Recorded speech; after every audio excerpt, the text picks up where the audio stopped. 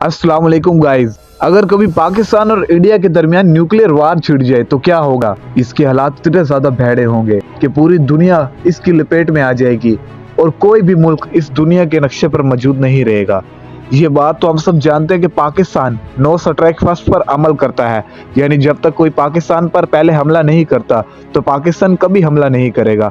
लेकिन फ्रेंड, अगर किसी दिन भारत और पाकिस्तान के दरमियान असल में न्यूक्लियर जंग छिड़ जाए तो क्या होगा। पूरी दुनिया बर्फ से ढक जाएगी और सारी दुनिया आइस एज में दोबारा चली जाएगी।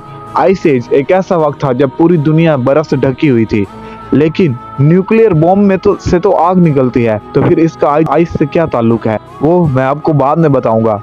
अगर इस जंग के दौरान किसी ने भी 300 किलो टन का सिर्फ एक न्यूक्लियर बम भी फेंक दिया तो उसके कितने अंजाम हो सकते हैं। सिर्फ इसका एक बम से तकरीबन 1265 किलोमीटर का एरिया तबाह हो जाएगा, यानी कि तकरीबन एक मुकम्मल डिस्ट्रिक्ट इससे तबाह हो जाएगा। और यहाँ पर बम फटेगा, वहाँ के 70% लोग तो भाप की तरह उठ जाएंगे और उसके बाद हर जगह सिर्फ खामोशी, अंधेरा ही अंधेरा और नफरत और तमाम क्रिएचर की तबाही होगी। और इस नफरत की कीमत इन दोनों मुल्कों को नहीं बल्कि सारी दुनिया को 80% लोगों को अदा करना पड़ेगी, जो भूखमरी की वजह से तड़प तड़प कर मरेंगे। लेकिन पाकिस्तान और इंडिया की इस जंग की कीमत पूरी दुनिया को क्यों अदा करना पड़ेगी। और अगर ये जंग होती भी है तो इस सारी तबाही के बाद कौन जीतेगा, पाकिस्तान या इंडिया। तो चलिए, इंडिया और पाकिस्तान की इस जंग का नतीजा कितना दिल दिला देने वाला हो सकता है, तो चलिए देखते हैं। तो क्या इंडिया पाकिस्तान को हरा सकता है। भारत के पास न्यूक्लियर वेपन्स की बात करें तो टोटल 150 न्यूक्लियर वेपन्स हैं, जिसके मुकाबले में पाकिस्तान के पास 190 से ज्यादा न्यूक्लियर वेपन है। लेकिन दोनों ही मुल्क नए नए न्यूक्लियर वेपन बनाने में लगे हुए हैं और जराये के मुताबिक दोनों मुल्कों के पास 2026 के आखिर तक 400 से 500 न्यूक्लियर वेपन होंगे। और अब 400 और 500 तो छोड़ो, अगर एक भी चल गया तो सिर्फ हर तरफ लाशों के अंबार लग जाएंगे। और सिर्फ लाशें ही नहीं, बॉम्ब से निकलने वाला धुआं 2 किलोमीटर तक इतनी तेजी से फैलेगा कि वो अपने रास्ते में आने वाले हर जानवर, पौधे, इंसान को बल्कि तमाम गाड़ियों और इमारतों को पल भर में तबाह कर देगा। ये तो सिर्फ एक न्यूक्लियर बम से मिलने वाली तबाही है, सिर्फ ट्रेलर है। पर दोनों मुल्कों ने मिलाकर 300 बम फोड़ डाले तो फिर क्या होगा। तो अब इमेजिन करने की कोशिश करो कि वो मंजर कैसा होगा।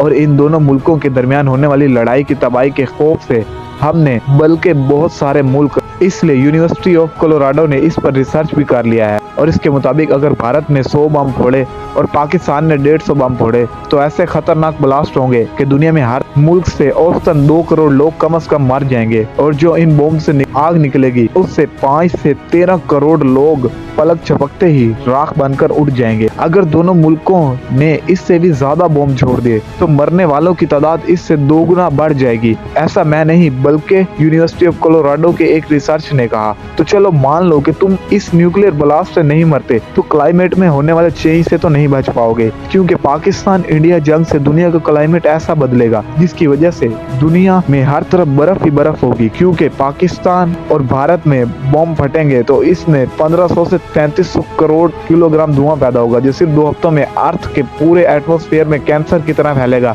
जो धीरे धीरे पूरी दुनिया पर बादल की तरह फैल जाएगा। और ये धुआं आम आग की तरह बिल्कुल नहीं होगा, ये धुआं बना होगा कार्बन ब्लैक और कई रेडियो एक्टिव एलिमेंट से, और वो दोनों हवा में मौजूद सनलाइट से मिक्स होकर और भी ज्यादा गर्म हो जाएंगे, जिसकी वजह से पार्टिकल और तेज होकर सीधा अर्थ के एटमॉस्फेयर में पहुंच जाएंगे।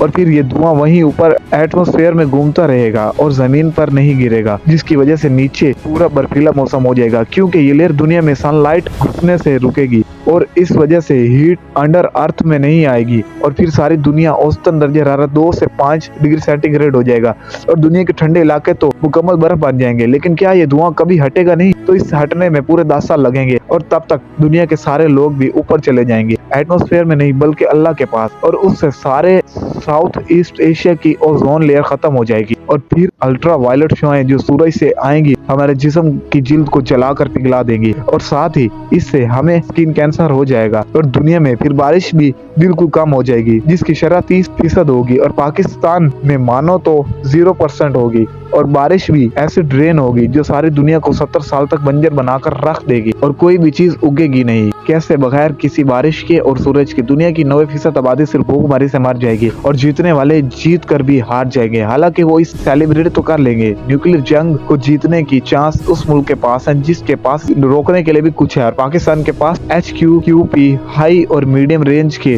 डिफेंस एयर डिफेंस सिस्टम मौजूद है, जो भारत के 400 से 500 से ज्यादा वार हेड, जो भारत से 4 से 5 गुना ज्यादा एडवांस है। और हमारे पास शाहीन 3 जैसा बारक रफ्तार मिसाइल है जो भारत के किसी भी शहर को मुकम्मल तबाह कर सकता है। तो ये बात तो सिर्फ तय है कि अगर भारत और पाकिस्तान दोनों लड़ते हैं तो पाकिस्तान जरूर जीतेगा, क्योंकि पाकिस्तानियों के दिल में जज्बा और ईमान की मौत है और हम जानते हैं कि काफिरों से किस तरह लड़ना है। और भारत तो इस दुनिया में धुएं की तरह गायब हो जाएगा, मगर साथ ही साथ पाकिस्तान के भी हालात बहुत ज्यादा खराब हो जाएंगे। मगर आखिर में एक बात ही करूंगा, शहादत है मतलूब मकसद मोमिन, ना माले गनीमत ना किश्वर खुशाई। अल्लाह हाफिज, अपना ख्याल रखिएगा और वीडियो अच्छी लगी तो दोस्तों के साथ लाजमी शेयर कीजिएगा। और ये इस वीडियो को लाजमी शेयर करना है आप लोगों ने, लाजमी अपने दोस्तों के साथ। Thank you.